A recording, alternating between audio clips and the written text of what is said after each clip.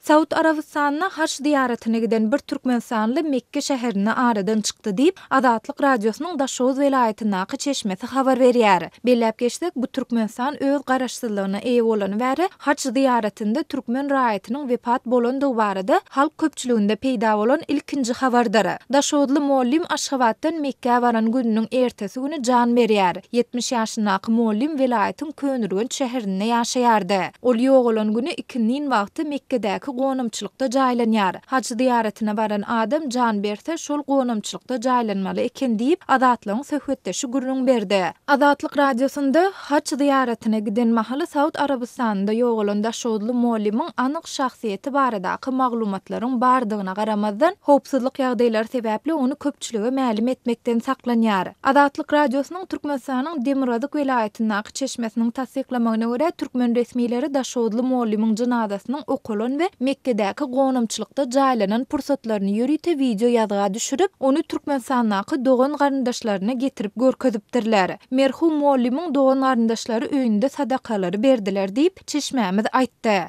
Azatlyk Radiosy ýokarda gurrun edilen ýagdaýlar dogrusynda Türkmenistanyň Daşary işleri ministrligi we Türkmenistanyň Saud Arabystanynyň ilçihanasy bilen habarlaşanda bu barada kommentari almak başartmady. Belläp geçdik, her ýyl Türkmenistanyň prezidenti Gurbanuly Berdimuhammedowyň gol çeken permanyna görä ýurdun türkmen hawa ýollary kampaniýasyna öz serişdeleriniň hasabyna türkmen ziýaratçylarynyň Saud Arabystanyna saparyny amala aşyrmak tawşyrylýar. 5 awgustda Türkmen döwlet habarlar gullugy ýurdun ähli welaýatlaryna we paýtagta wekilçilik edýän türkmenistanlylaryň 153 sanasynyň haç zyýaratyny berjä etmekleri üçin Mekge we Medine şäherlerine uğradylýandygyny habar berdi. Resmi habarda bu ýyl hem prezidentiň buyruguna laýaklykda türkmen zyýaratçylarynyň türkmen hawa ýollary gullugy tarapyndan guralan ýörüte uçar gatnawy bilen Saud Arabystanyna haja uğradylýandygy aýdyldy. Ýöne olaryň Saud Arabystanyna etjek saparynyň senesi we näçe gün bu ýurtda galjakdygy barada anyk maglumat berilmedi. Geçen ýyl 17 awgust we 8